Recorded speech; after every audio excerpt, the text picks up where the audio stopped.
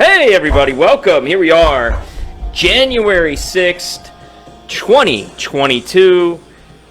I am Tom, he is Q. By no means did I mean for that to rhyme, but it did. Welcome to the jungle. Welcome to our show. Thank you for tuning in. Sound check's good. Looking forward to our first show of 2022. Episode 48 of Season 1.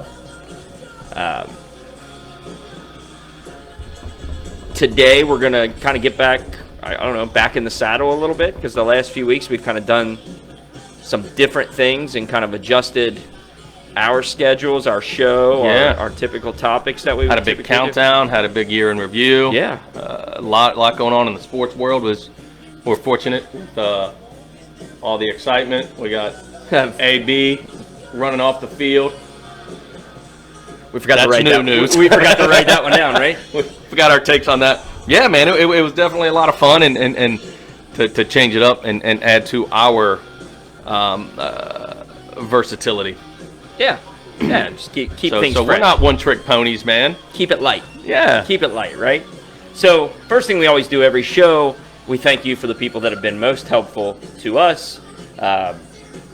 Tommy Watkins, White Oak Productions, excellent DJ. Hit them up for, whether it's weddings, parties, school functions, whatever you need. You need somebody to MC, somebody to DJ. He is your guy. Hit them up. We'll get back today, too, as well. I think playing some tunes, playing some music. Yeah, we'll get back to the wheel. Yes. We haven't done the wheel on a consistent basis. Last week we did New Year's Eve songs. Yeah. Which was cool. A lot of people, when they choose their DJ, they're so focused on their song list, which is important. Yeah. But the personality and the character of the DJ themselves, I don't think that's talked about enough, man. And Tommy Watkins has a great personality, entertain a room, carry a room. So I think that's as equal as the music, man. I agree. And no better time to start your year off than great music and a great personality. Yeah, fantastic. Plays it all. Yes. Plays it all. Plays the hits. And funerals? You say it, he plays it, right? Second of all, local legends. Thank you for all that you do. With the koozies that you were donated, the shirts, the swag that you've got. We're working on some stuff with you currently for 2022, so really looking forward to that and helping that brand grow out to more local legends.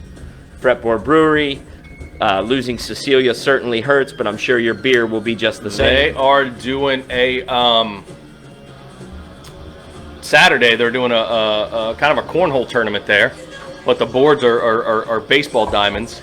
First, second, third, and you gotta drop it straight in for the home run in the background. So yeah, this Saturday, Fretboard, they're doing a cornhole tournament. That's interesting. Because I'm a gamer. Yeah. Right. Like I like games. Like you come over. Like I've got this putt game that we play here. Everybody has their game night, which we've talked about. Yeah. I wish I was smart enough to be able to create just a new game. I used to be able to do it when I was a kid. Yeah, when we were kids and we'd play in the basement of somebody's house, dude, we'd wing up some ideas and come up with some games, man, and we did it. And nowadays you look at it and it's like, a cornhole board has a baseball field. The story of basketball was a gym teacher who got literal baskets and cut the bottom out and said, throw this in there for gym class. And as a kid, you have your dirty clothes hamper, basket, whatever. What do? You don't throw it in there. You either dunk it in there or you shoot through. Yes. Right? Yes. Somebody just turned that into a game. 100%. Right? Baseball. I'm going to throw this to you. I want you to whack it with the stick. Oh, that seems cool. Right. And I bet cornhole was on a construction site, and he had his trash, you see that board? Think I can make it in that little hole? Oh, that was fun. So we have this. Let's cut this into a game. We have every Christmas when we would go to my in-laws' house, they have this. It's almost like a flower vase, and it's vase or vase. I don't know. Take a vote. I say vase. Okay, so do I. So, and it's filled with wine corks. 1993. And so, the game would be when everybody was kind of bored. or everybody's just kind of waiting their turn, or everybody's talking and you're not involved. The game is you get as far back as you can and you try to throw in these wine corks into, maybe a 4 or 5 inch diameter flower vase. And if there's 70 wine corks in there, 2 of them may make it in. Washers in Texas. All right. Yeah, I've got a game of washers. You know what I don't like now that that's brought up? What's funny, and that's great, Bruce. It's good talking to you. Cornhole in its original state, right? If you're a West Sider, most people went to Corn Pentry, purchased their cornhole boards. They were legitimate, right? And then as that got more popular, you get, just like anything, just like cereal, you get your generic brand cornhole Alexa, boards. play What Is Love? Did we do this? Yes. You know what I mean? Like the generic, like it's not the homemade, which is always typically the best game. Yeah. But like you get like, instead of cornhole, it's like this plastic board that just kind of folds. It's not nearly to regulation size. Yeah. It's like, I can't play that. No. Like I'm a big name, but like I need authenticity with it. So, I like those types of things homemade. I don't like the Walmart brand games. So we have, the reason I say that, Bruce, is that we have that washer game in our camper. Yeah. It never gets pulled out. Right. There was also another game with Man, there's so like Beersby is a great one. yeah, Beersby's homemade. You don't Yeah. see anybody making Beersby. No, Brian Ferguson has an amazing. He made one, and it's. I got a black eye Page's playing that game. Doug Retch got smoked in the face. It's tough. Be careful with the rules. Certain people play different, but you got to have a drink in your hand the whole time. And, Yeah. Sometimes that affects Catch the frisbee, catch the bottle. Right? We have to have an agreement on what you're catching, what I'm catching. Yes. Are we using glass bottles? Are we using water bottles? Ooh. So plastic bottles. After little my sand in the incident, bottom. after my incident, we went strictly to Plastic. plastic. Okay. Because one, you could. I know a guy who the glass broke and it shattered in his. Yeah, I've never seen it played with a glass bottle. I would veto that. I would right stay away. away from that. Yeah. Yeah. Then there's another game. This is years ago in a previous job they brought. It was homemade. I have the generic game, right? And it's like you got golf balls on the string. Yeah. What do you call that? Ladder ball. Ladder ball. Okay. Ladder ball. I've heard it called donkey balls. Yeah, same, right? And so you throw it, and we were using real golf balls, and we were on concrete. So there was a trick to it. Yeah. You could bounce it and go. Where if you play on the grass, It don't bounce. It don't bounce. You got to actually throw it. It's not nearly as fun as people dodging the real golf balls. Yeah. On the concrete. Probably not the safest game.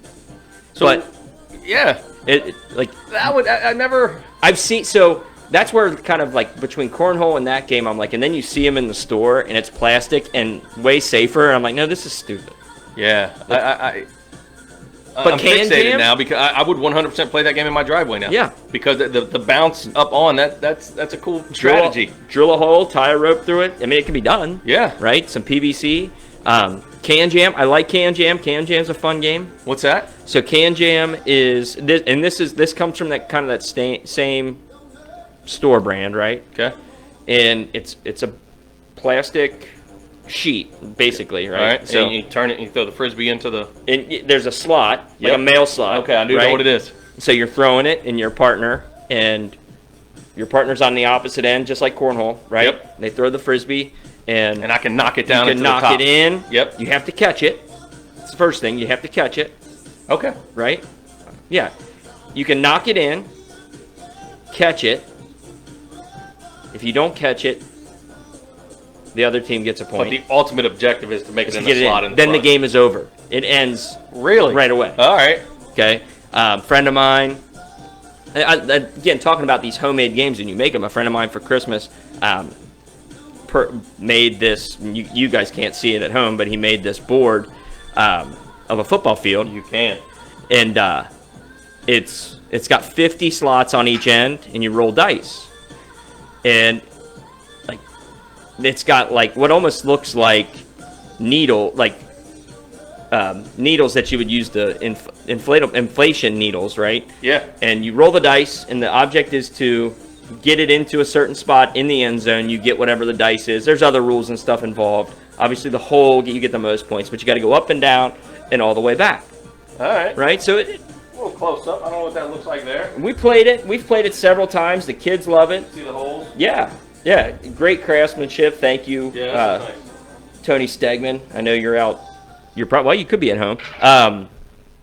So again, talking about homemade games, we kind of went off the rails here talking about homemade games. Yeah, we did. And it's because of our synchronicities. Is And it? when I got here, I was talking about, those little solo cups. Yeah, The little yeah. shot-sized cups. So we were at getting New Year's Eve stuff, and we saw some of those, and they came with 4 miniature ping pong balls, just smaller than a Super Bowl. And we were like, hey, let's play cup pong, is Yeah. what we would call it, and beer pong, whatever you want to call it. And we took it back to the house and figured a ping pong table was too big, so we on the dining room table. Yeah. And it's when you play cup pong or beer pong, you got a solo cup and there's plenty of room. Man, this fits. And we're playing, and we got 10 on each side, and we're dropping it. And it's like, and I was like, you guys know how hard this is going to be when you get down to shot glass? Yeah. Like, man, it's tough. So we were playing that, and Well, it's like, what was the It was drinking fun. game that we played? Quarters, right? So you bounce the quarters into, yeah. kind of the same premise, but much more difficult with the ping pong ball. Yeah. So, yeah, getting on to games and stuff, Jake mentions jarts. Jarts is extremely dangerous. Jake, glad you chimed in, man. Do you remember when jarts first came out, and they were actual lawn darts, Yeah. right? It's Metal. Yes. look out! It's like firing a shotgun into the air. like, here it comes. Like dangerous. Now it's got the ball at the bottom of it that's filled with sand. It just rolls around. Which is good game. Good game. Not my favorite. There's a reason that is going. And remember 3-wheelers? Riding around on 3-wheelers? How many times those would tip over and turn, you take a turn and you're just falling. It's like a motorized tricycle, and you know how easy those tip and fall. So it's like a death trap. George was a death trap. Death trap. So You know what's funny, all too? the young people out there, you are welcome for our generation and the generation before us to experiment with things like that and get them out of your way. We camp, right? So we have a lot of games like that. A lot of them sit in our camper, and occasionally. What's funny about that is, and I'll preface this story. Many years ago, we did an adult camping trip, right? It was for the weekend. We went to Brookville. It was my family. Dangerous. I'm laughing. I'm laughing at. Well, I don't even know if I'm laughing. It's funny, Bruce. It's funny. Yeah, you know those things you shouldn't laugh at, but you do.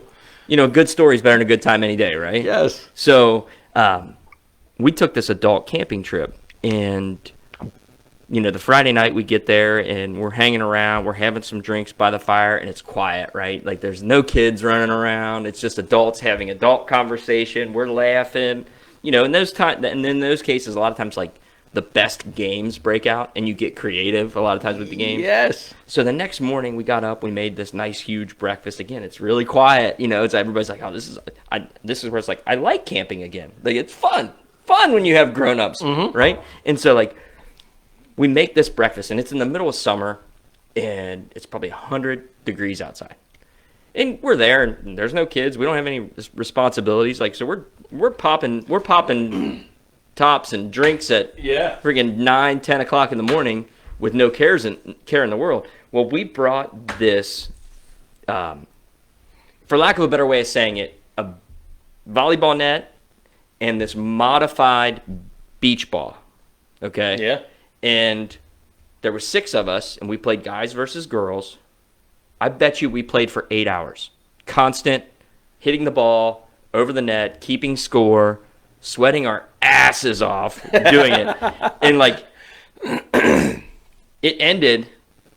Like, we even tried to get out other games. Like, let's do something else. And then we always went back to this volleyball game. So we bought the game. And it's like, we talked about this before. When you have a moment like that, you try to recreate it, and it never happens. Right? Right. So it's like never. We bought the game again because the It's a huge giant beach ball and didn't work anymore. We smashed it. Alexa, play back that thing up. And 1998. Hip hop. so we basically busted this ball playing so much. Like it had this fabric around it that helped it like not be so much like a beach ball, but slow enough that you could recover. Yeah. And so we bought it and we thought, oh, we'll take it camping. Never the same. And when I say never the same to the point that like I don't even know, it's probably still in the box from 10, 15 years ago. And talking about recreating moments like that, we have said, that had to be 15 years ago. Right. We have said since that day, oh my gosh, we got to do that again. Adult camping trip, when we go on. Well, people have more kids, things happen. We have never done that again. Huh. And I think, like, if you scheduled it, it wouldn't be the same. Impromptu is the absolute The best. Like The best. you can't recreate anything, man. Really, I mean, it's tough. Well, not only that, if it's 15 years ago, Right. I'm 27. We I'm a don't lot different person at 27. I got a phone call this morning. A guy was like hung over, and I was like, man, it's just not worth it anymore. And us old men, hangovers just aren't the same. No. So and that goes to drinking, that goes to participating in sports, and I know pitching for Paige when she's gone, and we come home and we'll go down in the basement, get some work in. I'll do some pitching, and I'm in the same position, low, and I'm kind of squatting, and I just throw these pitches, and the next day, like my hamstrings are burning, my quads are tight, I can't get out of bed. What did I do? Squats? Yeah. No, you just did one long squat for an entire 45-minute hitting session. So that's fantastic, man. And I love that we got onto the games, right, and talking about that. But we do have business to take care of. Yeah. One more final sponsor, the Talby Suggs Group. Fantastic guys. Extremely good looking. Very knowledgeable. Start off 2022 buying, selling your property, looking for property. Give those guys a call. They will not let you down. Will not do it. Nope, will not do it. So Mike, good friend of mine, Mike. Death Machine is what. Yes, Jake. Go ahead, Mike.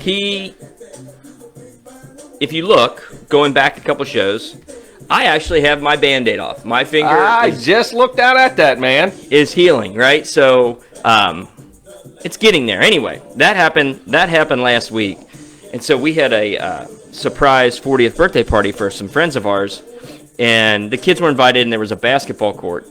And so Mike and I got this bright idea. It was probably more me than anybody else to take on these 12-year-old kids, right?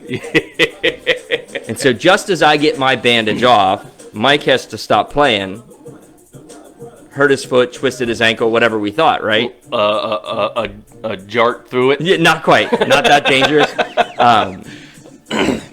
But come to find out, he goes to the emergency room the next day and chipped a bone in his foot playing pickup basketball against 12-year-olds. So he comes into basketball practice the other night with a big, giant boot worthy of Cam Newton. Right? Like Deion Sanders rolling around on his cart. Yeah. You see him on the sidelines this year?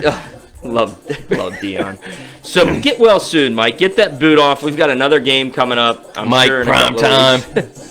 It may persuade him not to play basketball anymore. Yeah. You got too physical on the inside. You got to back up, hit the three, and then get out of everybody's way. Yeah. Let them rebound it. Right. Let use the backs of the young men.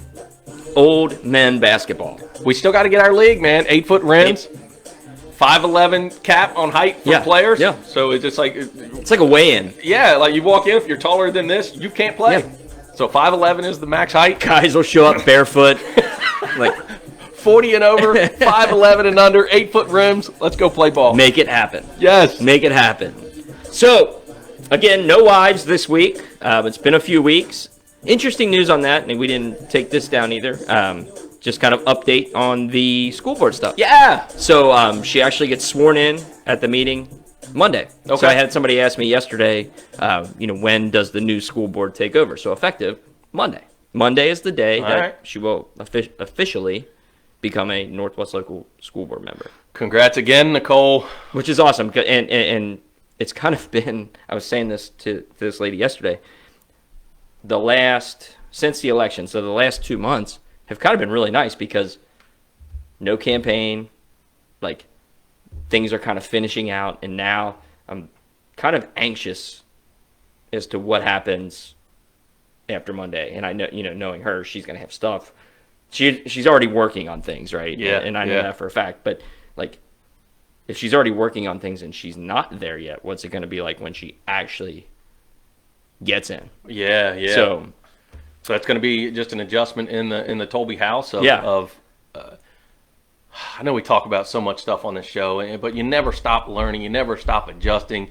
In a relationship, in any kind of relationship, in a marriage, this is just a new thing that ultimately comes compromise, and ultimately comes, hey, let's reevaluate the current situation we're in, and let's adjust to it. Let's figure it out. That's it. So that's the next phase, and life's full of those figure it out moments, and this is just another one for you guys. And I'm sure there's going to be moments of like, well, I didn't factor that into the life adjustment. Oh well. It's whether you want it there or not, it's there. So adjust and stay productive. So yeah, that is what it is. It's so going to be an interesting year to follow along. There's some anxiety on that. Yeah, I think on probably more so on hers than on my part. But I don't know. It's kind of like you're watching your kid play versus when you play. Yeah. Like when you watch your kid play, you're so emotionally just drained at the end of a game, and they're like, "Oh, that was fun." Yeah. So I would say, watching your wife go into something like this, I'm sure it's like, oh. I'm nervous for her. Yeah. And she's probably like, hey, it's just the job. I don't know. She's probably listening, so I'll be careful with what I say. You're going to kill it, Nicole. So, it's a different kind of stressed. Yeah, I wouldn't say. I'm not worried about her being nervous really anytime. Yeah. So, it's one of those things. It's like, hey, what I said before, we've had bigger at bats in this, right? Yeah. So, it'll work out well. She's got the support of thousands of, she says, bring it, right? Yeah, girl, see? Yeah. So she's not, the wife streak continues, but yet she's still contributing. So thank you for your contribution, sweetheart. You're a phenomenal person. So New Year's Eve, that took place this weekend. How was yours? Good, man. Just kind of, in the household, not in the household, but in the family surroundings area, there was a little COVID breakout. So let's be conservative, let's be smart, Yeah. let's keep it small, let's keep it quaint. New Year's Eve, I don't know if we're going here yet, but it was part of New Year's Eve. We watched Bearcats game. Yeah. Watched a lot of college football. Took that in. Boo. The ending of 21, which we talked last week, was an absolutely incredible year. Loved it. So it's just, hey, I love you. So long. Let's dance 2022. Yeah, keep it simple. So you can't help but not have that mindset because it is around that holiday. Yeah, we just hung out. Jessica had to work, so it was just me and the girls, and which I enjoy those times as well. Of just the family and quaint, and got the New Year's come in, and I was around. I did hear some parents talking about their younger kids. Like 8 o'clock, they would trick their kids like New Year's. They'd bang the pots and pans and go to bed. Yeah. Did we talk last week about like faking New Year's? Yes, right? Yes. I heard that day with other people, and I'm like, I've never heard of that. Now I've heard it multiple times last week. Hey. Just start the countdown. That's it. So 12 o'clock, bang, we did our thing. I did get some pots and pans out and gave the girls a hug, and I don't know, 12:02, 03 maybe. Paige, I knew you were going to bed. I was like, I'm out. Love you guys a lot. So it's funny. So we watched the football game actually with Watkins, and then we went to the surprise party, and we left the surprise party, I don't know, probably like 10 o'clock. And so we get home, and we're literally just kind of vegging out, right? We're turning on, like we're watching the football game, like Michigan, they were getting blown out, so it wasn't a football game. So it's like, okay, it's not that I'm a huge fan of a lot of these artists and stuff, and I'm definitely not a huge fan of like everybody's political opinions being thrown out there. So I Alexa, play So What You Saying by EPMD. So like it's difficult sometimes to watch, whether it's an award show, whether it's whatever. Like I sometimes I just wish they'd keep some of that stuff out of there. I agree. And do their art, right? Yes. And so, but I love New Year's Eve shows. I love when you're on a New Year's Eve show. I love seeing the new artists that are out there. Because usually if you're on a New Year's Eve show, you're you're big, whether it's country, pop, rap, whatever. You're somebody. Yeah. Okay, and so like I'm flipping back and forth from ABC, NBC, Fox, everything that's on. I'm like, they've got one that's country. They've got your Dick Clark's New Year's Rockin' Eve with Ryan Seacrest, Yep. which is more of the pop stuff. And then there was another one that was kind of a hodgepodge, kind of everything. And it's like flipping back and forth, and it's like I'm just vegging out in my chair, like, oh, this is cool, It's like watching it, and then Nicole's kind of falling asleep. Blake's like, is it 12 o'clock yet? Like, Yeah, like, as a matter of fact. yeah, it's like, yep, sure. Hey, Happy New Year. Carry him on up. And so it's just like me and Austin. I turn on the country. And it's like, in those moments sometimes, especially as they get kind of to that age, he's 12. And even Carson, to an extent, you get some alone time with them, and then they start kind of opening up and talking about stuff. It's like, I turn on the country one. And it was in Nashville because I'm a bigger country music fan than everything. And like Luke Bryan comes on, he was one of the artists that were on there. He goes, "Oh, this is my favorite guy." I'm like, "Really? That's your favorite?" Like I never pictured it, right? And so like he starts singing the song, and then like I'm singing the song. So it's literally just him and I, like at midnight, like we're just up here like rocking to Luke Bryan. That's awesome. Like, yeah. So it's like, "Hey, Happy New Year! All right, 12:01, time for bed. Let's go." So the next day we did. Because Nicole's side of the family, they had a little bit of a COVID breakout too, so it kind of put some of the Christmas stuff on hold. So watch, Bruce. We've heard that before. I'll slide away from the mic next time I yell Alexa. See, there it is. It's kind of like a DJ, right? Like you're mixing every time you say it, it's like I won't even say the word, like a word. Scratch, yeah. Picks it right back up. And I think you can say Tommy Watkins, and there's no interruption in the music. Mm-hmm. So he is a great. But that's funny you say that because that actually happened a lot. So we did our Christmas on New Year's Day. Okay. And so which was a great time. Went to her brother's house, opening gifts and all that stuff. And now I kind of lost my train of thought. Damn it, Bruce. We're New Year's Eve, what we were doing. Yeah, singing Luke. Yeah, so we go over there, and I text my mom. I'm like, Happy New Year, love you. Yeah. So I get a text back that says, I remember the time where you, at midnight when the ball struck, you would call me, and now we're reserved to a text. It was kind of like, how you read text the wrong way or the right way, and I'm pretty sure I read it the right way. Yeah. It was kind of like, now I text back, I'm like, you're assuming I made it to midnight at this point. Like, I mean, it was barely, it barely made it. You do like an auto text, so just go to bed at 8 and boom. Happy New Year, everybody. Yes. So I kind of had to apologize for that because it was like, I wasn't out doing anything cool. Right. It was like, it was time to go. Yes. Right? Yes. That's when you call and just get the pots of paint. Like, sorry, Mom. Love you. Day. Good night. It was a long day. A really long day starting, about 2 o'clock. Kind of getting ready for the football games that were coming on, the Bearcats and stuff. But before we get into the Bearcats, we lost 3 big individuals of the U.S., the world, entertainment. Yeah. Last week. Betty White, the final Golden Girl. And she, 99 years old, and she was so close. And it felt like I feel like once a year she always, especially kind of around this time, she always kind of popped back up again. Yeah.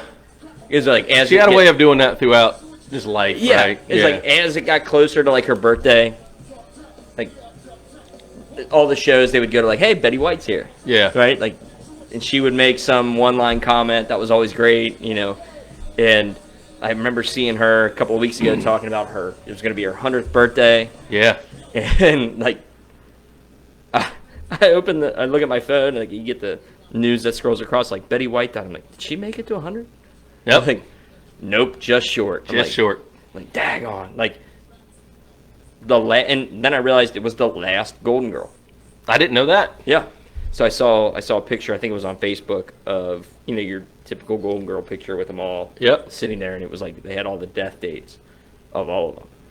and I didn't realize like B. Arthur died in like 2009. So did Sophia. I can't think of her last name off the top of my head. I don't know.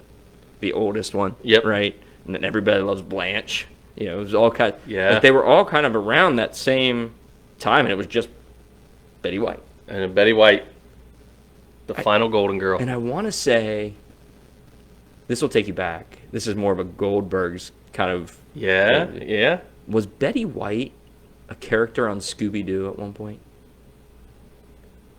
I don't, man, she's been in so much. Because I feel like back then, that was when you knew you made it. Like Young the Harlem Globetrotters. Ah, yeah. Don Knotts. Yes. You know, like. The cameos on the cartoons. Yes. Yes. It's like, and they would be like Cloris Leachman. Yes. 1896. Hip hop, man. It's been a hip hop heavy show. Good years, though. It's the age of hip hop.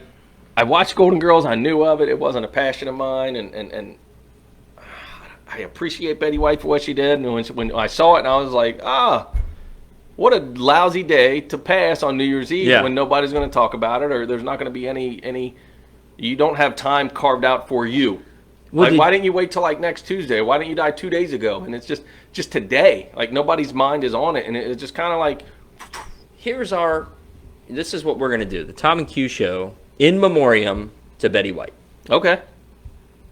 Alexa. I'm not a big Betty White play aficionado. The Golden Girls theme song. The Golden Girls theme, our greatest TV theme songs. I love theme songs. I am. Thank you for being a friend. Everything stops. So travel down the road and back again. That is what, I have a lot of like stupid knowledge up here we've talked about, right?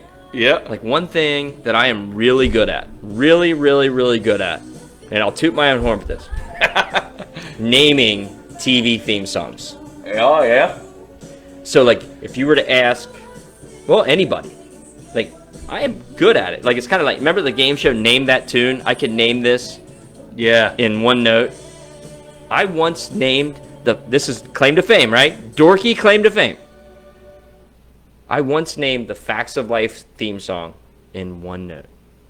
That's impressive. It was impressive. That's over. That's it. That was. Thank you, Betty White. Thank you for being a friend. Travel down the road and back again. Maybe that should be our theme song. Hey, thank you for being a friend. It makes a lot of sense. It does. Alexa, play Golden Girls theme song. Let's. Golden Girls theme, our greatest TV theme songs on Amazon Music. Thank you for being a friend. Okay. We travel down the road and back again. Yeah. True. Facts. You're a pal and a confidant. Fact. We could just say these things. I'm going to go home and say this to Jessica. If you threw a party and you invited everyone you knew,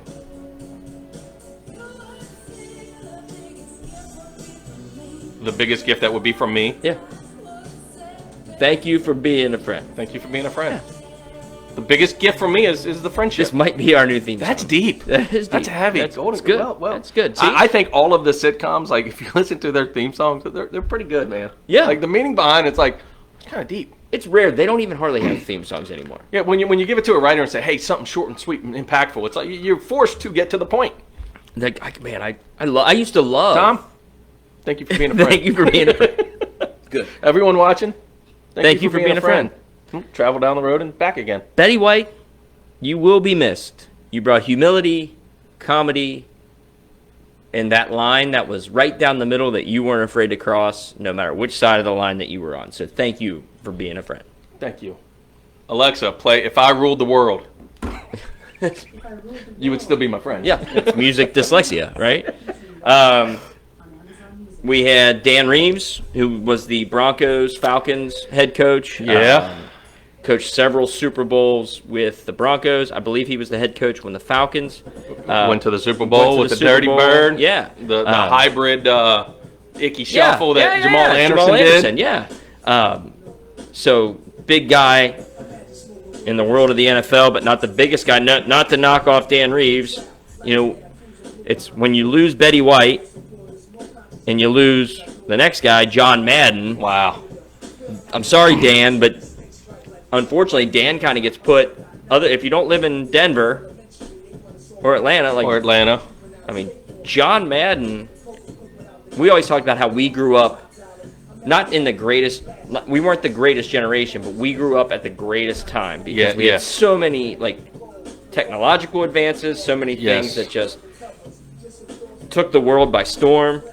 And we John went Madden, from Pong sliding up and down on a screen to John Madden. And if you're a football fan like we are and you're watching football in the 80s, we weren't old enough to really know John Madden as a football coach. Right. So I'll take people's word for it. The winningest record of all time in history for 10 years. So it's not like he coached for 3. He coached 10. No, I didn't realize he had coached that long. Yeah, 10 years, winningest record. So that's impressive. And then you've got him partnering with, you just hear, Pat Summerall and John Madden, like that voice. Boom, pow! Yeah, and circle here, see him here. Just your screen was covered. Hear some of the stories they would talk, and then again you had the turducken.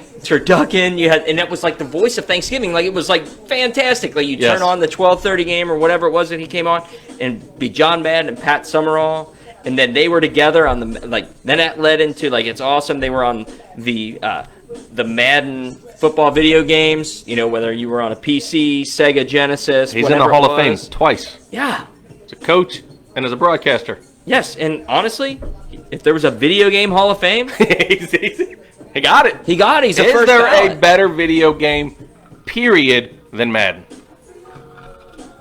No, because I think without Super Mario Brothers and Madden are and maybe Donkey Kong. So I think you go to a couple of different categories, right? So you have I'm just under the umbrella, just the most iconic. But if you're looking at those two, you have those 3. Maybe Pac-Man. Pac-Man's done. Yeah, that was kind of longevity. Pac-Man was cool when there was nothing else. Super Mario, because Super Mario. It's kind of like all my high school girlfriends, right? Like you guys were all my high school girlfriends. You guys were all cool, and then. My John Madden was my now wife, right? Came about. I was like, all the other games, right? Yeah. So, Nicole's not listening. So, but in all honesty, if you separated the video game categories and you went to because being sports fans, yes, the adventure games and all that stuff for me, they were cool, but I was never good at them. Other than Contra. But you got 30 lives. Yeah. And everybody remembers the code. I would do the code every time. Up, down, left, right, BA, start, right? And you would get that. And I get the 30 men, and I got so good at the game that I would maybe not die or die once. Right. I didn't even need the 30 guys. It's the only game, the first time I ever played it, I won it. And I'm like, now what? Get the spreader gun. Right. So, but I was never good at Zelda. I would only get so far. Even Super Mario Brothers. I got to level 8-1. Right. I could never get any further. The sports games, it was they just go on and on and on. Yes. Right? And without John Madden football, nothing, no sports games would ever be what they were. No. Because that's like the New York Yankees of. It led into when I say that, I'm talking about games. Logos, branding. So I'm playing NBA 22 2K, NBA 2K 2022. Yep. Last night with Austin. That game doesn't exist without John Madden football. Agree. He was the first agree. EA Sports. He had We can go back to Tecmo Bowl. Tecmo Bowl was great. Yeah. Right? So that's a great sports game. And now you're gonna post an argument that I can't beat because I do have on my phone. Cousin just told us it's called a Retro Bowl. Yeah, my kids have it. I'm addicted. Yeah, it's on the phone. Yeah, I know. My kids have it. So back to Tecmo Bowl. So did Tecmo Bowl launch Madden is still the king. It is. Kings of video in my. But it's just. But I'll go even a step further. We go all the way back to Pong. That was the sports game. Tennis. Yeah, but it's not the same. I'll go. Here's where I'll go with that. Right. So they had Nintendo had baseball, basketball. Yep. RBI baseball. Double MLB dribble. Baseball, and it was cool. But when NBA Jams, he's heating up. Yeah, but you couldn't do. You could do a season, but it didn't keep your stats, right? Until you got to Tecmo Super Bowl, which was the Tecmo Bowl that had every NFL team. Yeah. It kept stats. You had rushing leaders in the league. You had passing leaders. All these different things, and you could play a season. You played one season. When it was over, you win the Super Bowl, and you go on. You could even simulate all the way to the playoffs. Right. Right? And so then you get to Madden. It's like, oh, now all of a sudden you've got this season, but you also have a franchise. So I can play with this team, my Cincinnati Bengals, and quarterback Boomer Esiason or David Klingler all the way through. And nothing ever matched that. And it led to all of these other games doing the same thing with the NBA has their announcers. Major League Baseball, like they had EA Sports Baseball, they had their announcers. Like, and it was fantastic. You don't have that without Madden. No. Madden is what's those old commercials? The BASF. We didn't invent we just made it better.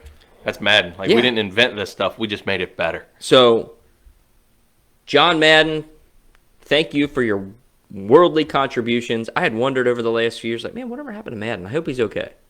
Well, he was okay. Passed away. Hate to see it. But I heard something on a show. I forget what show it was I was watching. It might have been Yellowstone, actually. No, it was Yellowstone. Talking about life. Life isn't about quantity, it's about quality. Yeah, the girl said that. I remember that line. And so, John Madden, Betty White, Dan Reeves, quality. And quantity. Yeah, you got the best of both worlds. Yeah, they did. And you continue to add. So, Alexa, play More Than You'll Ever Know. Travis Tritt. So thank you. Thank you to those three. Legends. We'd be reminisced if we didn't bring up the fact that today is January 6th. Yeah. We won't stay on this too long, but obviously a year ago today, you had the storming of the Capitol. Just a crazy, crazy moment in American history. I remember last year kind of watching it. And we've lived through some crazy moments. Yeah. 9/11, obviously, September 11th being the craziest. Yep. But this didn't have quite that feel to it, but it is just, it was just kind of odd. Just kind of odd watching like total chaos break out in America. And we had I was curious to see where it was going to go, and it didn't go where I thought or really hoped it would go. So you've got, let's just say we've got two political parties, two agendas, two sides, so we're split, right? And there's one political party that is very frustrated with the system. Yeah. Systemic oppression is a common phrase. So there's a lot of kickback to the system on one political side. And then there's another political side that says, we disagree with how this whole voting system went down. So now we're mad at the system. Yeah. And I was like, isn't this interesting that both political parties are mad at our government at the exact same time? Right. Where's this going to go? Can we finally, as a nation, look at each other and say, hey, I agree, something's wrong with the structure of the people that's in control of this country. Let us as a nation come together and fix it. We didn't go down that path. No. The people in power looked back and said, oh my gosh, look what they just did. Yep. Yeah, we just did the same thing you guys have been doing. We're mad at the system. Yeah. We're all mad at the system at the same time. And what happens?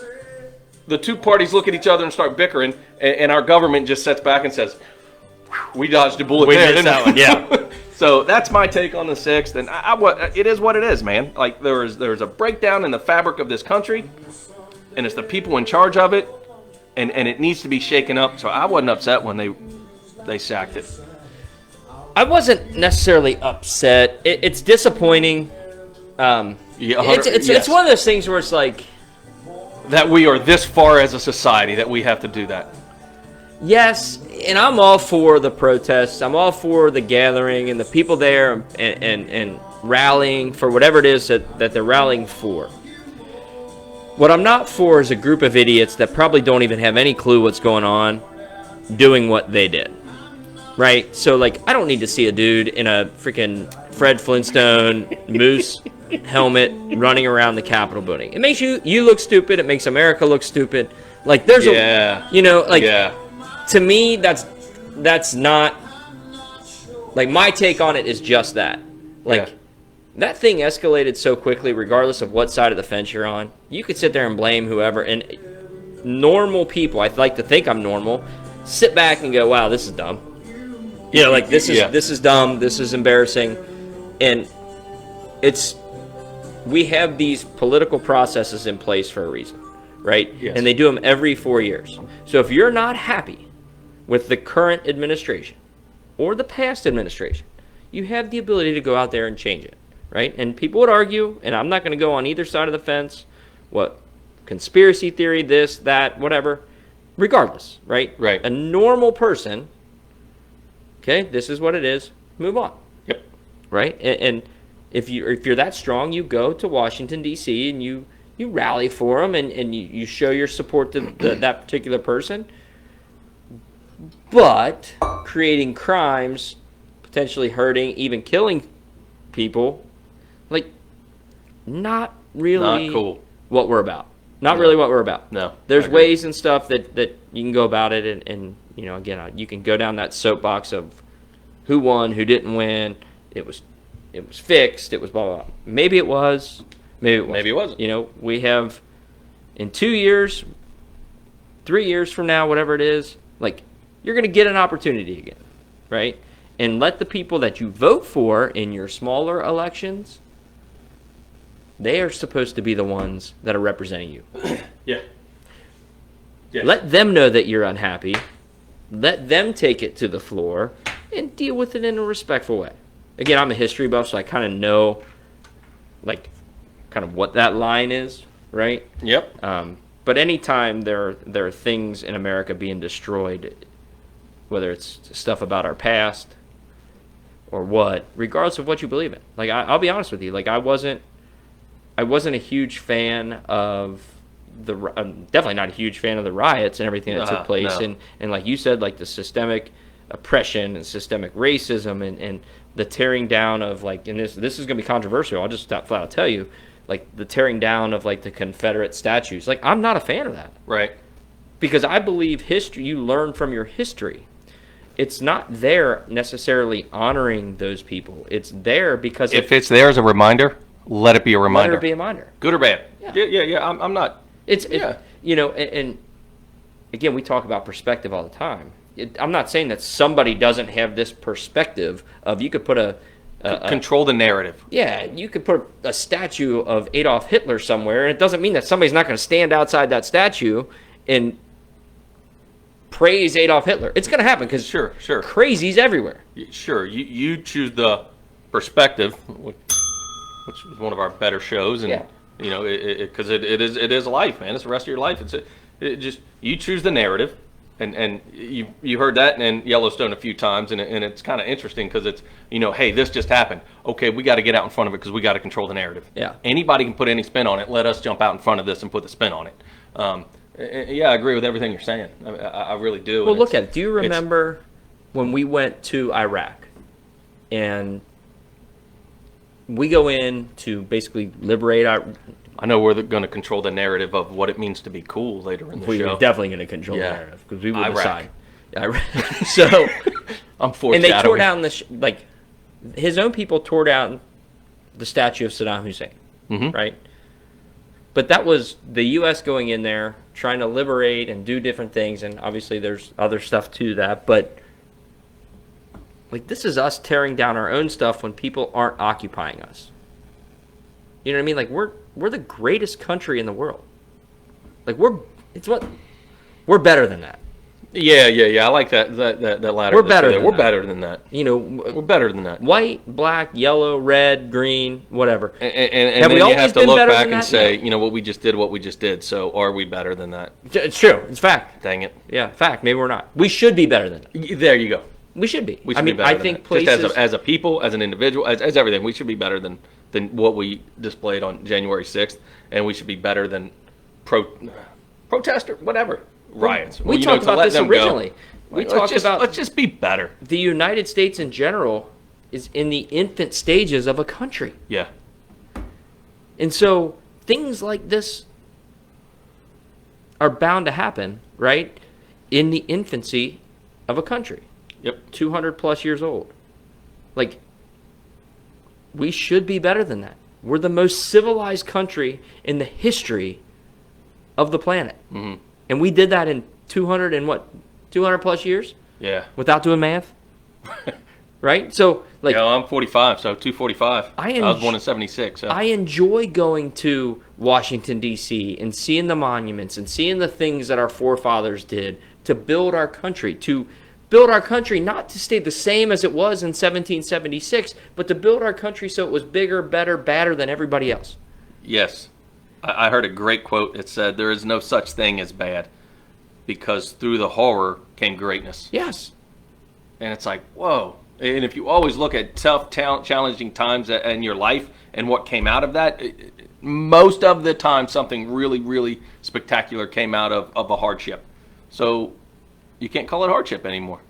It's Black Friday when Christ died used to be called that, and then they changed it and said, no, that had to happen. So now it changed Good Friday. Yeah. So there is nothing bad. There is, because out of it comes good. So then you have to be appreciative of what just happened in your life. So you look back at the history of this country and the same thing, and it's the same way. It's just, was it bad? At the time, yes. Horrific. Yeah. But now that we've advanced because of it, and we were able to stop things and look at each other and say, this isn't right, we need to fix it. I think America set the bar on that around the world. Oh, I agree with that 100%. 100%. And that's one of those things where it's like, again, going back to perspective, that I've been to Gettysburg. Like, I don't go there thinking racism. I don't go there thinking oppression. I go there and I think, man, a lot of people died here, and a lot of people died for the betterment of our country because of what they believed in. And they believe, man, can you imagine, and this is totally different, not a different subject, but gosh, I can't imagine, and maybe this is an indictment on me, I can't imagine having something I believed in so strong, that I'm going to die on that hill.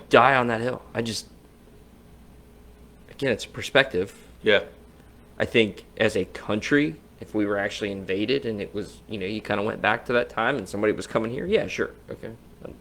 I'd fight for you. I'd fight for my family, but in terms of... Thank you for being a friend. Thank you. But in terms of an ideal, right? Like, hey, we've got this ideal of this side over here is bad, this side over here is good. What they think is stupid.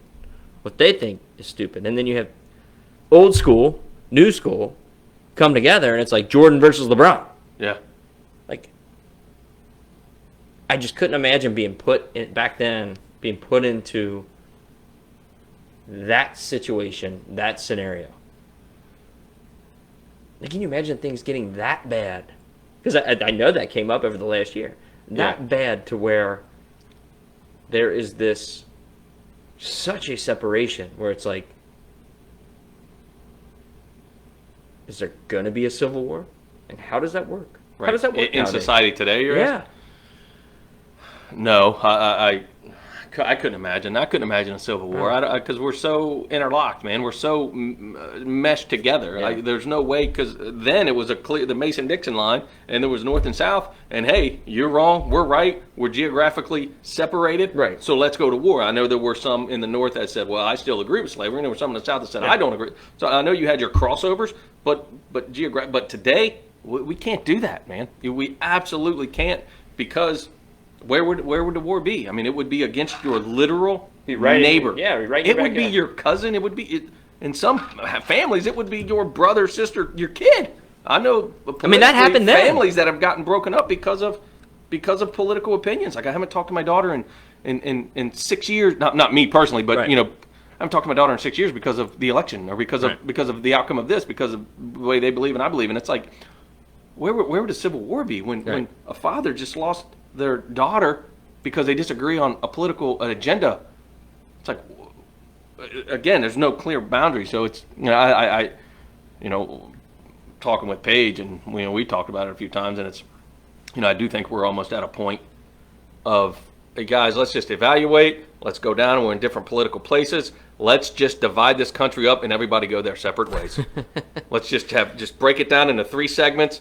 If your political agenda is this, you guys live in this region of the country. You've got 4 to 5 years of getting things figured out to move, to leave from New York to come to Ohio, or to leave California to go to Utah, whatever you want to go. But this part of the country is going to have this political party. Come up with your own currency. Do your thing. You guys do it. You guys do it. And we all just go our separate ways. And just, I'm taking my ball and I'm going home. Figure it out.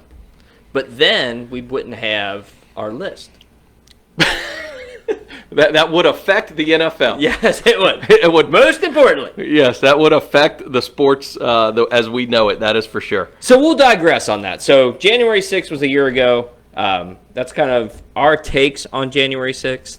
Over the last week, we've had some wild times in the sports Alexa, world. play "No One Else on Earth" by Winona Judd.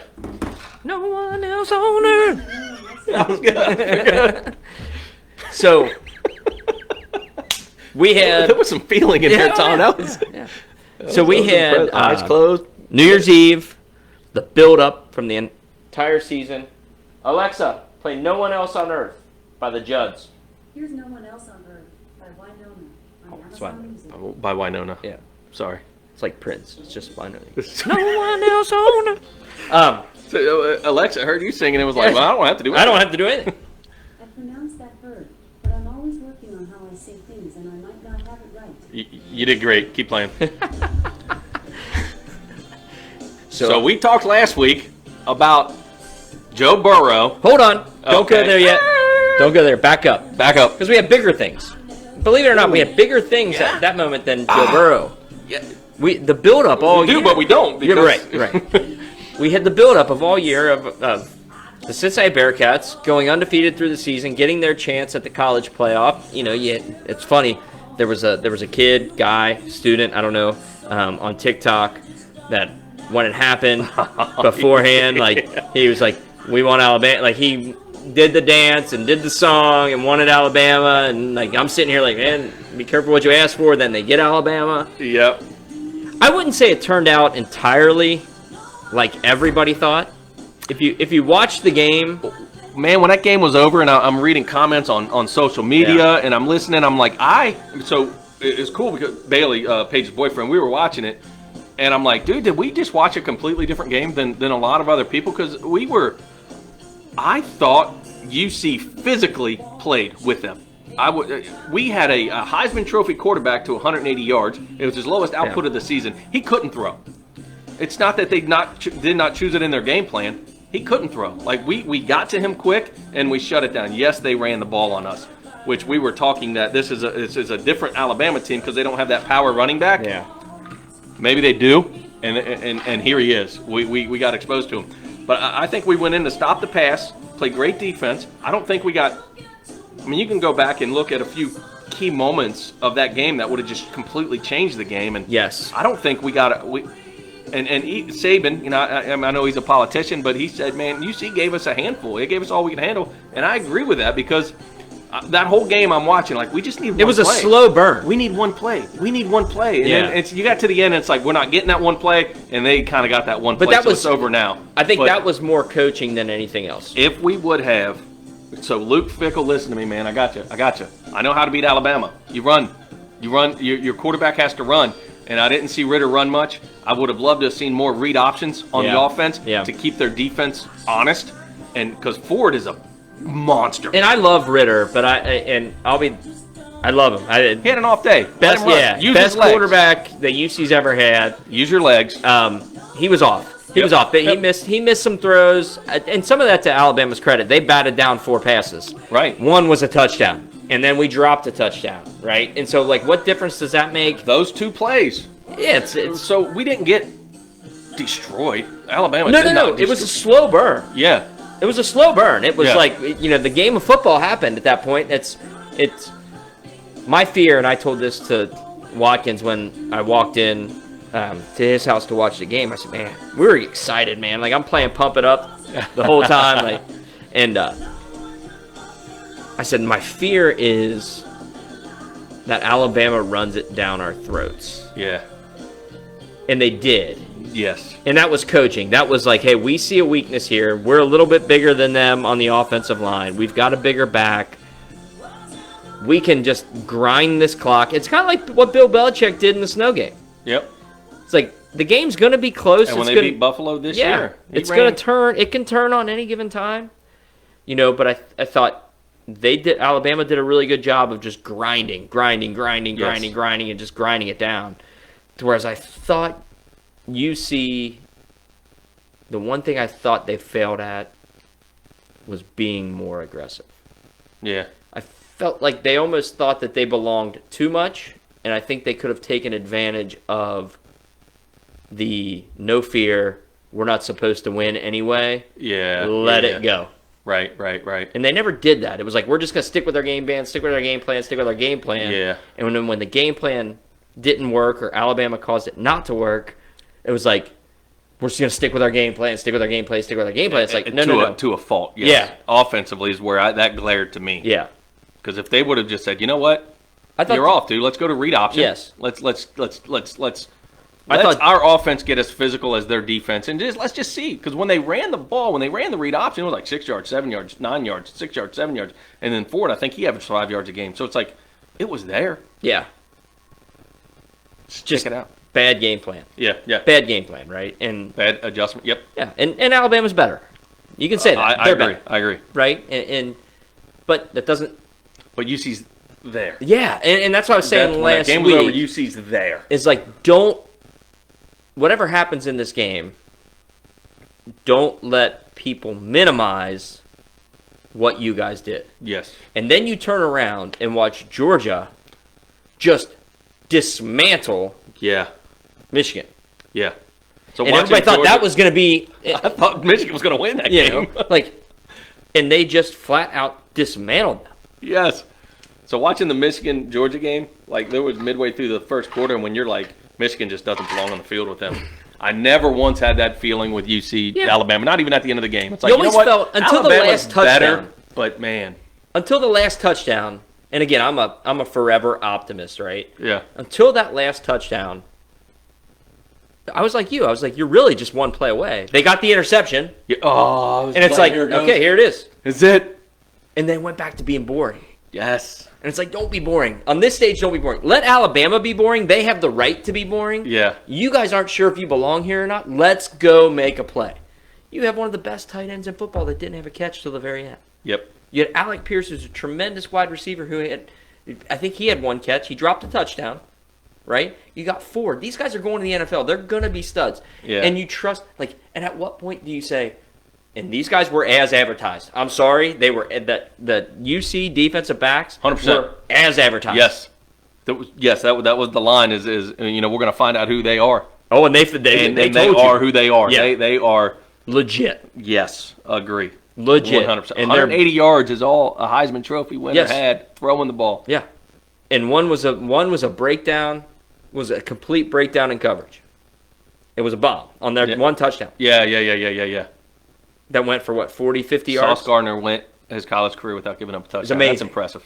Absolutely amazing. Yeah. Paige was watching it, and she was like, what's all the hype on Ritter? Like, why is everybody he's not good? And I was like, well, he is. He's good. He's having an off day. And then when they got the ball back after that interception, she was like, what's he going to do, just throw the ball on the ground again? I was like, oh. Or into a defender's hand, spat it down. So how tall is this guy? Knock him down. Throwing into the ground. I was like, well, it was an honest assessment of today's game, but that's not who he is. And he'll get drafted. He'll go pro. He'll do his thing. But and that's something that, as a pitcher, sometimes you just don't have your best stuff. And it's you either adjust and just go to one or two pitches, or the coach comes out and says, you know what? Today's not your day. We're going to middle relief, and we're going to another guy. Not that you can go to another guy with Ritter, but you can go to another strategy or another plan. And I think that's where that's where I was disappointed in that game. So speaking of cool, though. Pardon me. Yeah. I was a little short. I'm back here in the back. Refill. Sorry. That's a neat bottle that you just broke open for the first time. A little short on the one. Usually, if you don't know kind of background. Have you tried this one yet? And this is the first time. First time. Yeah. Oh, do you want to get the bottle and show it? Provided by the Toby Suggs group? No, because I don't want people keeping track of how slow or fast it actually goes. Okay.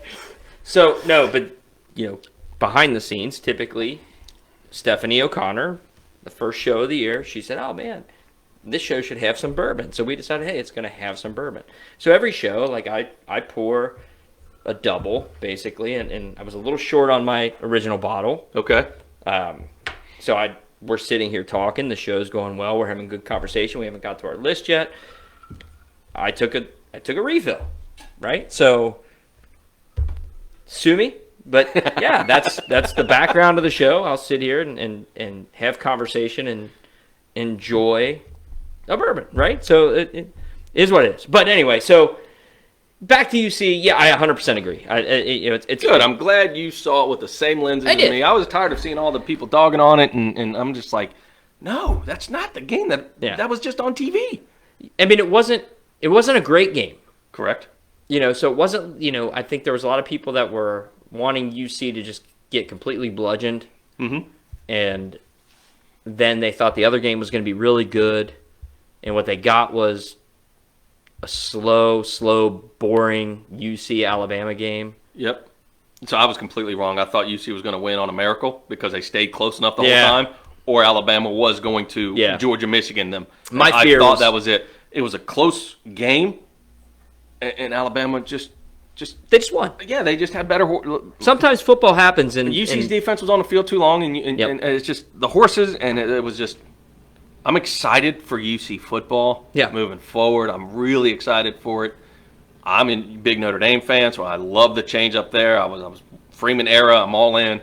Let's go. They look good. They looked really good for a time. The old classic cliche saying of it's not where you start, it's where you finish. Yeah. If they started fast, but they didn't finish. Yeah. So for a time. That's one of those contexts that we don't really use it like, hey man, you started great, but you didn't finish anywhere. But that was a good Oklahoma State team that they didn't give up either. Never. That was a good battle. So those are my two of my favorite coaches in college football are those two. Yes, Freeman, first day as a head coach there, he instantly catapults to my favorite because the previous guy is one of my most disliked. Family. And I've been excited to see something come back to the team that I've supported, growing up as a child, and that's always been my team, and I'm excited to see them back and number one recruited class coming in next year. So there's a lot going on with. There's no excuses. With that, and then here in the backyard we've got the Bearcats that are. Man, we got Ivan Pace just transferred in, so where we're going to lose Beavers, we're going to have another linebacker come in. Another two cool ring guys. Just swap one out for the other. Yes, isn't it crazy to see? Like, they're at the program now where it's just plug and play. This guy's leaving, we got another guy coming in, and UC is. They got a 4-star defensive end too that's going to replace Majay Sanders, who I thought Majay Sanders was absolutely as advertised as well against Alabama. Yes. They couldn't stop him. He was in the backfield on Bryce Young all the time. We've been spoiled with high school football in this city for it's why it's successful. Life. Now we're going to have great college football, plug and play. They're going to be there. I love that. And we've got Mr. Cool Joe Burrow and the Bengals. I love going back. All tiers. I love the fact that Fickle comes in and recruits local. Oh, because it grabs your high school fan bases. And then it grabs your Cincinnati fan bases right by the throat. It's like, hey man, we're gonna grab this and we're gonna take it. UC's administration needs to get the pencil and the pad out. They need to take notes from us, and they need to get their engineers involved, and they need to figure out a way to expand because $40,000 at Nippert or 40,000 people at Nippert, that ain't gonna cut it, man. We're gonna have to figure out a way to get that place to 65, 70. I love Nippert. I do too, but 40 and is it's just special. Too small. Is it? Is it? Yeah, even NFL stadiums aren't that small. If we can figure out a way to get to 60. Yeah. I would say 55. Because, I mean, even some of the Big 12 stadiums, they don't hold that much. I mean, they'll hold more than Nippert, but they're not at 60. And let's be honest, you're not Tennessee, you're not Michigan. Correct. You're not Ohio State. Correct. And the money's not necessarily in your attendance anymore. The money's in your TV.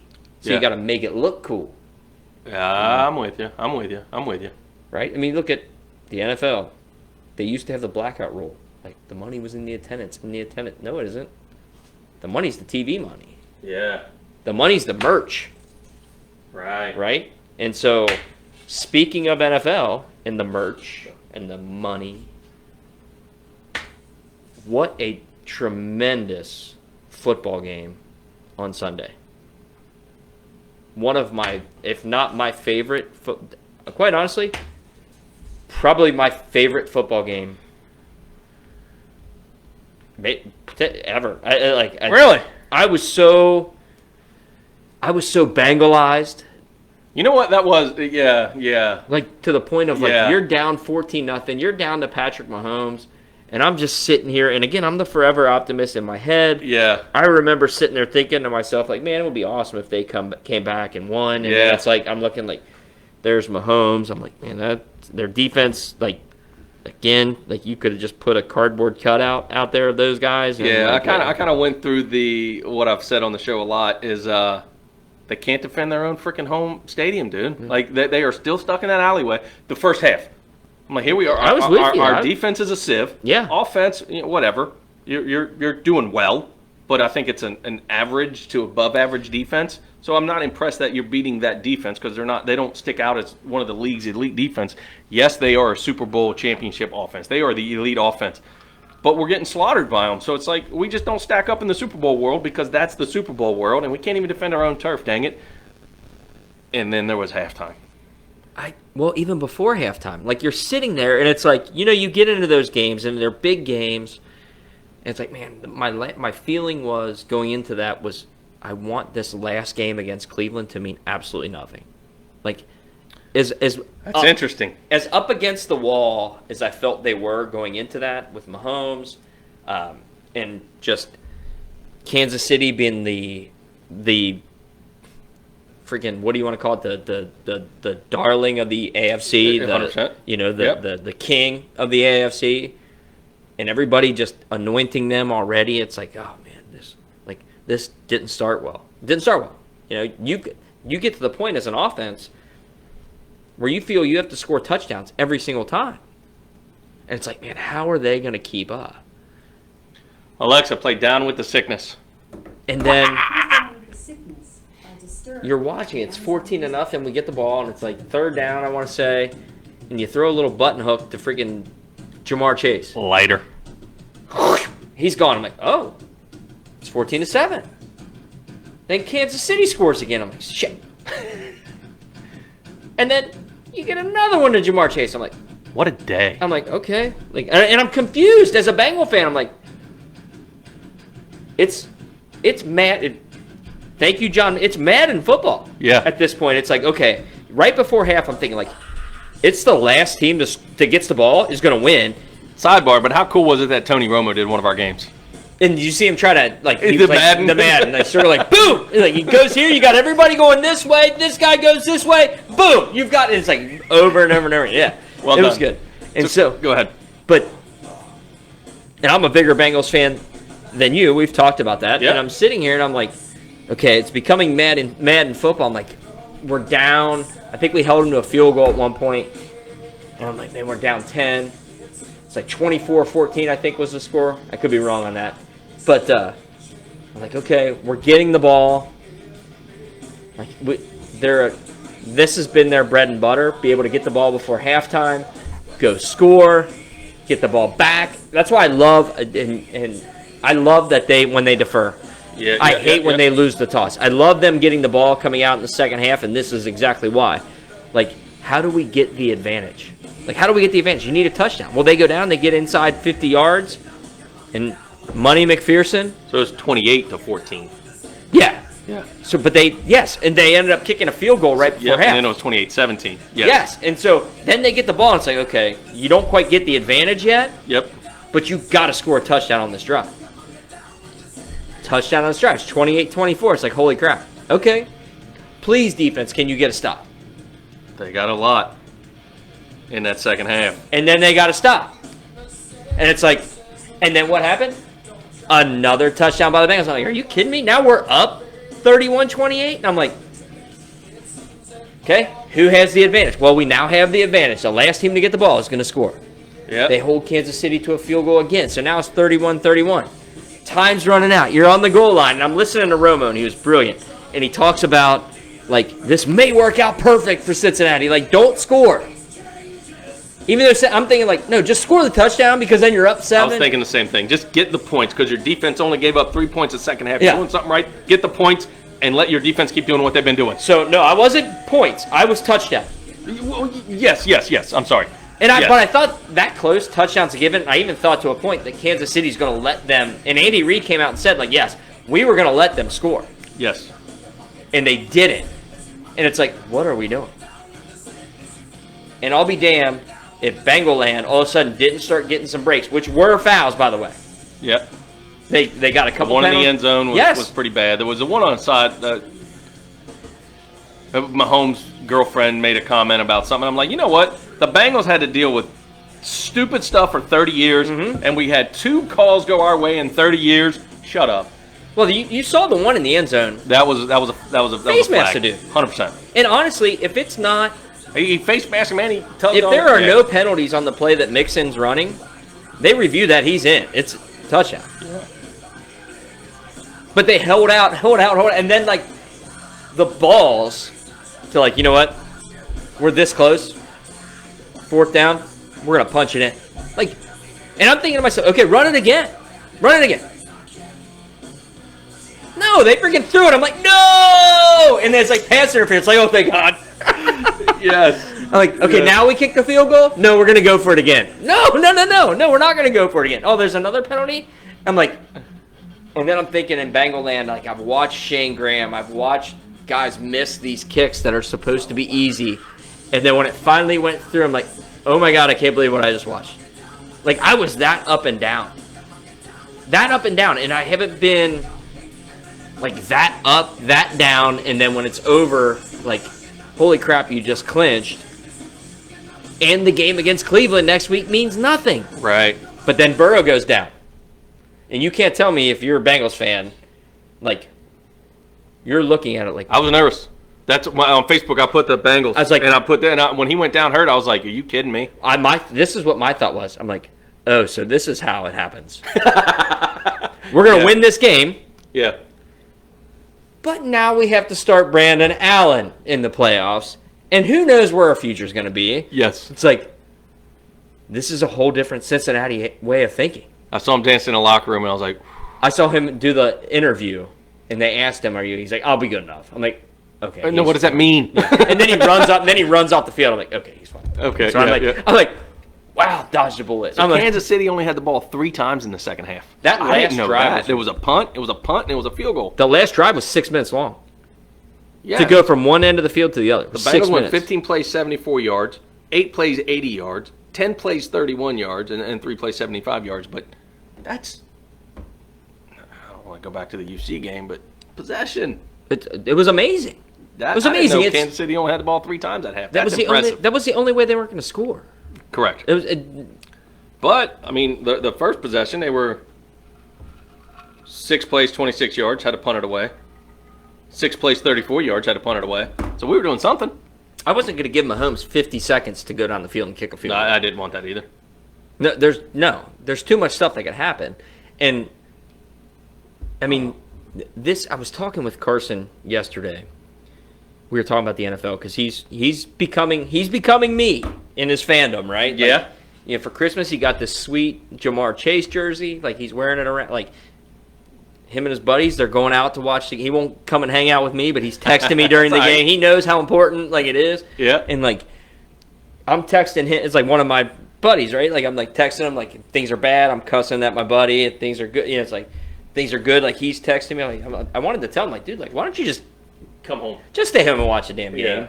Like we could sit here and we can That's cool, bro. do it. So and we're talking about it yesterday, and like I was trying to explain to him because he's 17, and he's, in all honesty, like in his lifetime,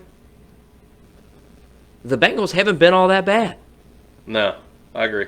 I mean, they've made it playoffs in 2005. They made it in 2006. Just missed it in 07. I think they just missed it in 08. 09, they made it again. Palmer leaves, Dalton comes in, they make it 5 years in a row. You know, do we have championships? No. But in terms of hope and believing in your team, we've had good players. We've had a lot of success. He didn't witness the 90s the way that you and I witnessed the 90s.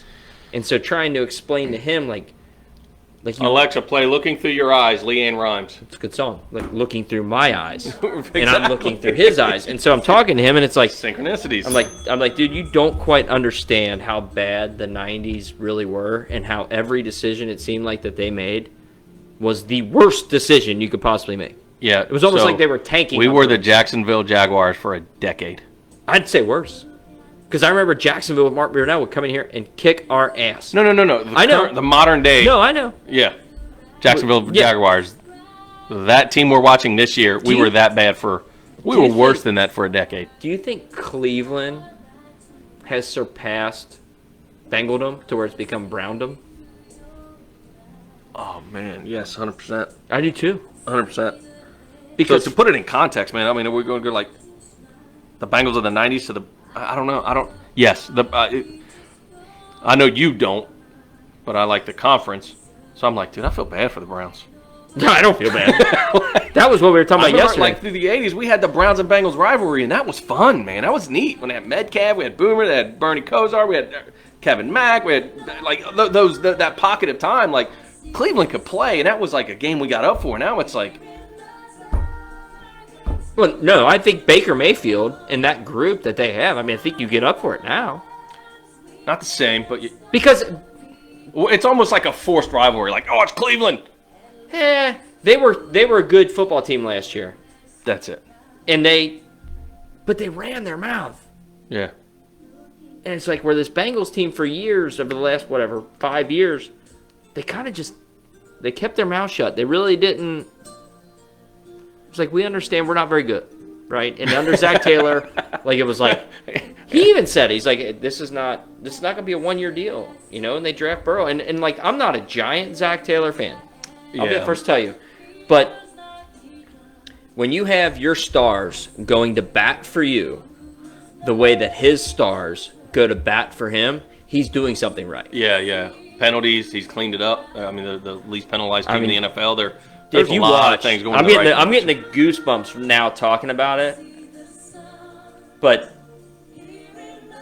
if you watch the end of that game and you have a player like Tyler Boyd, stud, absolute stud. He was drafted by Marvin Lewis, and it was the year after they went to the playoffs. Mm-hmm. He's been through a lot. Yeah. Never had a winning season. He had great individual seasons. Yeah. But never this. And he's standing right behind Zach Taylor as that field goal goes up.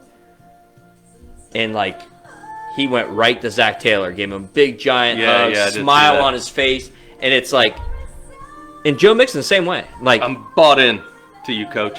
Yeah, it's like, and when you get those types of guys, and where Burrow doesn't say a bad, like, Burrow's on his side. Right. Like, dude, like, I don't always agree, but, and I'm not going to sit here and tell you you're a great coach. Right. But being a great coach is getting your players to play for you. So watch Man in the Arena with Tom Brady. They talk about the Patriots organization, and it's, we have to stick up for one another. We have to be here for one another, and let's stay in our bubble and let the rest of the world do what the rest of the world does. We're not going to stay in our bubble. I'm going to take my shirt off. I'm going to throw it into the stands. I'm going to go to the end zone and cheer on the other team. You know, as that comes out, man, when it first hit, man, I'm on board with the mental health, right? We're a long way. There's a lot of things. There's CTE. When I saw it, it's like a lot of other people have already said, so I'm echoing a lot of things we've heard out there. I've never seen anything this crazy before. Like, something's not right in his head. Like, nobody does that. And to see him walk, and then you see stuff coming out, and it's like I got a bummed ankle. Get in the game. I guess that's the latest is Bruce Arians was saying, get in the game, and he said, no, my ankle hurts. He said, play or leave. So, well, I'm going to leave then. And then the coaching staff was like, whatever. So I don't know. That's kind of the Okay, so let's go back and let's talk about his ankle hurting, right? Mm-hmm. Did you see him jumping up and down in the end I zone did. and running off the field? I did. Okay. I did. So the degree of it hurt, we don't know. Yeah, you had no problem doing that. Right. You had no problem embarrassing yourself. Like, there's other ways to handle that. If your ankle's that bad, like, I'm sure this happens in the NFL. Like, Yeah, when you got a teammate trying to talk you down, like, dude, chill, chill, sit back down. Go out on the field I'm and out. make one move and fall down to the ground. Right. As terrible as that sounds, don't embarrass your team. Fine, Don't coach, I'll go in a game. Yeah, don't show up your coach. Yeah, and then, you know who I thought of when that happened? Like, we're sitting here watching a Bengals game, and Carl Pickens. No, not even an athlete actually. And My 5-year-old kid. it pops up on. There you go. Just got breaking news right now. The Buccaneers have just released Antonio Brown. Just now. Officially. Officially. Yep. Okay. So it's funny how we were talking about that. Breaking I just saw news. that, right? Synchronicity. Dun, dun, dun, dun. Alexa, can you play breaking news music? Sorry, I couldn't understand, but I may have a few recommendations. There's a skill called NBC News. Would you like to try it? Sure. Great. Here's NBC News. Welcome to NBC News. You can ask what's trending, get the top topics, or ask for breaking news. No What would thanks. you like to hear? Alexa, play breaking news theme song. Here is the latest breaking news from NBC News. Biden condemns Trump's... We all have it ringing in our head. Dun, dun, dun, dun. Alexa, stop.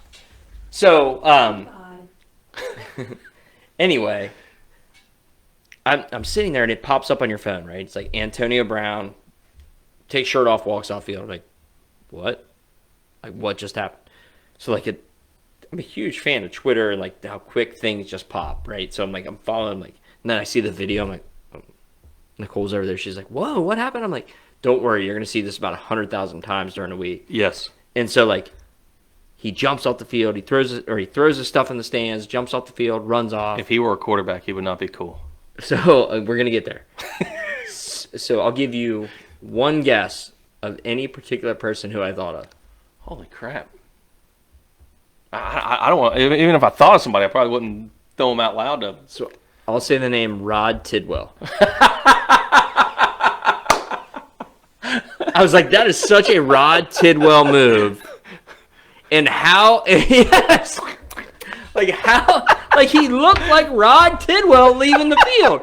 The difference was he did nothing to help them win, and the game wasn't over.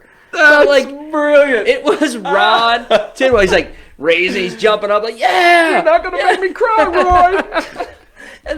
I'm like, damn you, Rod. And I'm thinking, like, poor Jerry Maguire, like, how's he gonna fix this? It's great. So, well done, Tom. Well done. That was my thought, and I swear to you, that's exactly what I thought. Thank you for being a friend. Why am I watching Jerry Maguire in 2022? Oh, that's great. Second thought, like, let's think about that. Alexa, how old is Jerry Maguire? Jerry Maguire was 96, 97? years and 4 weeks ago.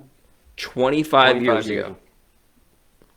Jerry Maguire. That's Champ Sports Days. I remember when it all came out because Champs had a little plug in there. It's hilarious. Like a background Champ Sports logo or something. I don't know. Rod Tidwell. So anyway, Rod Tidwell. That's awesome. Struggled, but Antonio Brown. Dude, if he would have threw kisses. He leaves the Tampa Bay Buccaneers. He's done, man. Is he coming back? Was a question I heard somebody. I can't see anybody. I can't see it. No. It was a struggle, regardless. Yeah, with his fake COVID, with his he's baggage, man, and it's sad. It's baggage everywhere. We cheer for the person, and I know we say that, and you still want to, and it's like, dude, but man, you make it hard to. We'll cheer for you, but giving you another chance, he just makes it hard. Yeah. And he played for the Steelers, so there's no shot. I wasn't willing to give him a second chance anyway. I saw it showed Le'Veon Bell, and because they both were the Buccaneers at the same time again, and it was like, this can't end well. Well, and I was listening to a show, and they were giving Mike Tomlin credit for dealing with it, and I'm like, why are you giving Mike Tomlin credit? Like, he didn't deal with it. At one point, he had Le'Veon Bell and Antonio Brown on the same team. Yeah. And I'm like, he didn't deal with it. He They both deflected left. everything. Yeah. Maybe that was dealing with it. But it wasn't like he never came out and said, hey, no, they're gone. Like, I at But least he's like not- what Bruce Arians said, like, hey, he's not a part of a football team anymore. Right. Yeah. Like, we're done with it. That's tough. So did you watch Monday Night Football? Did you watch the end of that Steelers game? Some of it. I didn't watch So the I was watching it, and I'm sure Bengals fans would probably take great pleasure in Yes. this. And I'm watching with the Mannings, so I'm listening to it. Yeah. And Eli Manning was talking about his exit from New York. Yeah. They put him back in the game. They called timeout so he could walk off the field. The stadium blew up with excitement. So he got his walk off, right? And to say goodbye, and his tipped his hat and all that fun stuff, right? When Najee broke off that run, both of the Mannings were like, go down, go down, go down, go down, go down, go down. And he scored. And they were like, that was Ben Roethlisberger's chance to walk off as a hero. Like, they won't get the ball back. Well, they ended up getting the ball back. Yeah. So the Manning brothers are like, this is it. Call timeout. Send him in. Call timeout. Let him separate. Let him have his moment as an individual. And so they were painting this picture at the whole end of that ball game. He takes the snap and he kneels it. And the rules, you're not allowed to call timeout within 2 seconds. So he kneels it. They call timeout. You can't. Game's over. Ben Roethlisberger never had his individual solo moment of saying goodbye to the fans, because as soon as the game ended, the media rushed the field. So he was surrounded by 100 cameras, and it was like, that was it.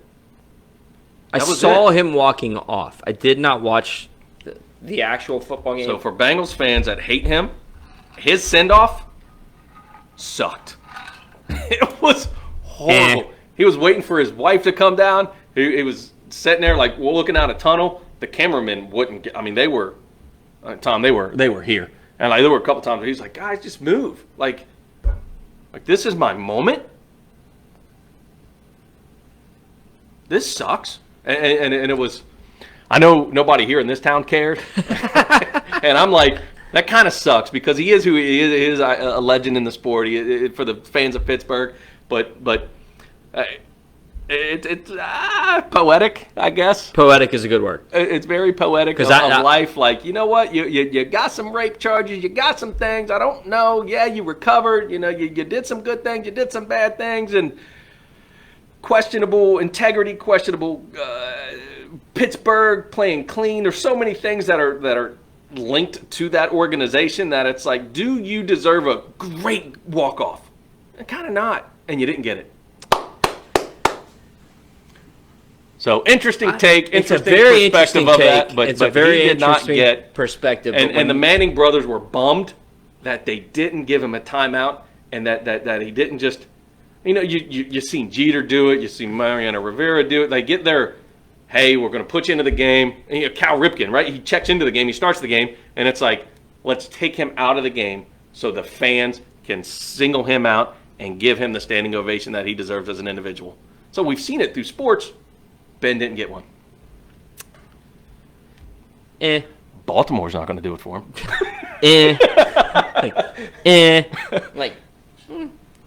So sucks to be you. Yeah, maybe it feels good to be a Bengal to say, cool, Ben didn't get his walk. You know what's funny about that is, like, the history with Ben Roethlisberger. And I was a huge Roethlisberger fan when he was at Miami, Ohio. Yeah. And when he went to the Steelers, it's like, that sucks. Crap.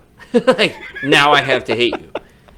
And, like, he becomes a great Hall of Fame NFL quarterback. Mm-hmm. Whatever, off the field stuff, that's well documented. Mm-hmm. But it's like Joe Montana. Like, I've watched him beat my teams. I've watched him fake injuries. I've watched, like, the comebacks. I've watched all this stuff over and over and over again. And we finally get a cool quarterback. And now we're going to bitch about Ben Roethlisberger not being cool anymore and not getting his send-off? No. I'm not. Yeah, I'm no. not saying that. That's not going to fly on my radio airwaves. Like, that is done. Like, it's a moment of celebration with Bengal fans. I don't know who saw it. I don't know who noticed it. I don't know who picked up on it. But you can go to sleep tonight knowing that Ben Roethlisberger did not get the send-off Do you want worth remembering. Do you want my Bengals wish send-off? I'll give it to you. The Steelers make the playoffs and have to come here And get slaughtered. and get destroyed by JB, TB, JM. JM, JC, TH Yes. in that defense. And then what's the dude's name that danced on the logo? He's out for the year. JJ. No, it's Schuster? Juju not going to be here anymore. Schuster can dance on the logo. You know what? We have beaten Pittsburgh 3 straight times since. I agree with Pittsburgh. For years, they said, oh, rivalry. It's not a rivalry if the other teams don't win. I agree. I agree. Bring your sorry ass here in 2 Sundays or 2 Saturdays. It needs to be Saturday, which is key point. Yeah. Needs to be Saturday night. Basketball schedulers are not kind to football playoffs, by the way. No. So the game needs to happen. So, Roger, 2004. you need to make this happen on Saturday night. Bengals v. Steelers at Paul Brown Stadium. Let it be 40 degrees outside. Hell, let it be 60 degrees outside. I don't care. You want to send off for Ben? I'll give you your send off for Ben. And it's going to be Mike I don't want one. I don't care. No, I'm not talking to you in general. It's going to be Mike Hilton, Von Bell, 2 pick sixes, Jamar Chase, 130 yards receiving, and Burrow with 275 yards throwing, and Mixon with 85 yards rushing. Here's the best part. 12 of those yards rushing are going to be on the last drive to seal the deal and crush Ben Roethlisberger, his dreams, his hopes, and his send-off. That's what I want. It's a You great song. You want justice? That's my justice. Alexa, play Fall to Pieces, Velvet Revolver. Yes. Speaking of Velvet Revolver, do you know who Velvet Revolver is? On Amazon Music. Well, I do. Or was? Yes. Who were they crossed over with? You want me to let me know when Yeah, you go. So it's half of Guns N' Roses Yeah. and half of Stone Temple Pilots. Yes. Yeah. 2 of my favorite bands from the early 90s. Yes. What was the guy, and he's passed on. What was the guy name? I can't think of it. What was the name of the singer for Chris Cord. No, you're thinking of somebody else. Can't think of. It'll come to me. So anyway, point being, we have a really, really, really cool quarterback here in Cincinnati. When I say cool, it's not cool as in he's a great guy. We don't really know him personally, but cool as in your perception of him. That dude's cool, Yeah. right? Patrick Mahomes. James Dean. Yeah. Cool. Yeah. He's yeah, James Dean. Good point. Patrick Mahomes was here playing against him.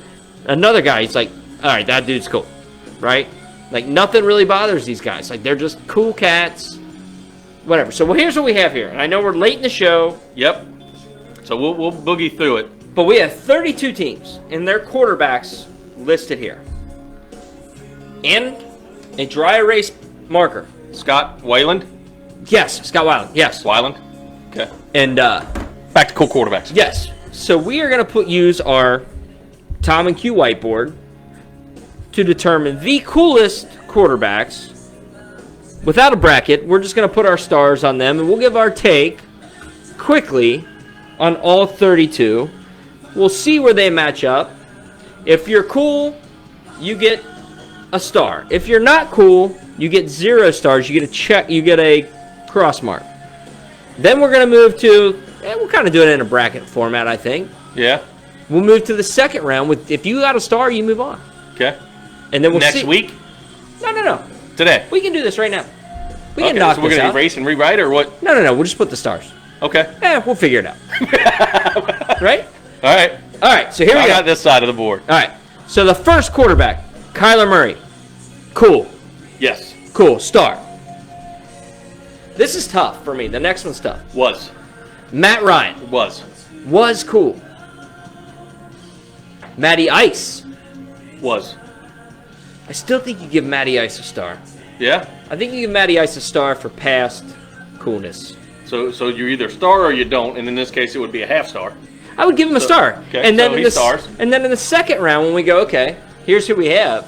Is he this cool? Okay. No. Okay. Okay. I see where we're gonna go. Yeah. All So right. we've got Darnold, Sam Darnold, and Cam Newton. the two combined. Cam's cool, Cam is cool. Was cool. but Denard Voids is cool. And it's one quarterback. And if you have two quarterbacks, you don't have one. Correct. So it's Darnold Newton. Right? So not cool. Shit. Sam Cam. They're gone. Here, we just put a check mark. Okay. Yeah, just put a check mark. Sorry. Or cross them out, either way. Whatever's your fancy. Negative sign. There we go. Fields, Dalton, Foles. Chicago. Again, sorry guys. We go back can add to- McMahon in there. We I can add love Cutler Andy in there. Dalton. Andy Dalton is like Toy Story cool. Yes. Right? Yeah. Well said. Foles, man, He's a great class act. Foles is a tough one. He's He's not too good of a cool. dude. Definitely not cool. He's dad cool. He's a I great don't even dude. know he's dad cool. Like he's No. like he's Going like, to be. yeah, I think Fields in future cool polls he'll be cool. But I think Foles it's too is like much. reminds me of like a serial killer. You seen the show You? I know of it. I've watched a little bit. It hasn't interested me enough, so I turned it off. So Foles reminds me of Joe, Okay. which is the main character. So So the combination of Chicago, I don't think can come up to cool. not cool. Dak, you have to go cool, man. Dak cool. Jared Goff, I'm not cool. I don't think he was cool. Yeah. I- He got kicked out of LA, not cool. yeah. Aaron Rodgers, cool. Yeah. He's my front runner right now. Stafford, I love Stafford. I think Stafford's pretty cool. Is he cool or is he just a good quarterback though? It's true. He's laid back. I think he advances at least. Yes, he's out of the first round. I mean, if Matty Ice goes, Kirk Cousins. not cool. Not cool. Yes, he is. He is not cool. Yeah. Jameis Winston, Taysom Hill, no, not Hill cool. is cool. Winston voids him. It's one quarterback. They're out. Mac Jones, not cool. No. Not cool. Easy. Jalen Hurts, cool. Cool. Did you see that this week when the stands fell down around him? Yes. Did you see, like, the cameraman got trapped under there. But anyway. He's like, whoa, what's going on? Picks the dude up. And it's all of a sudden there's selfies everywhere. Like, it's phenomenal. Like, that's cool. Yes. I can't All right. reach. Jimmy G. Nah, he's a poser, man. He's fake. Girls love Jimmy G. Yeah, but he's not. That means nothing to me. Not cool? Nah, I can't go cool No, with no. him. I think he's a poser, man. I think he's fake.